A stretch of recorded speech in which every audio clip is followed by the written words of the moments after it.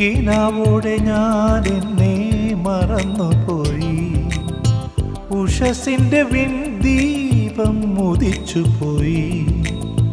പുലർപക്ഷി പാടുമി തണുപ്പുള്ള പാട്ടിന്റെ ശ്രുതിക്കൂട്ടിൽ ഞാൻ എന്നെ തിരഞ്ഞു.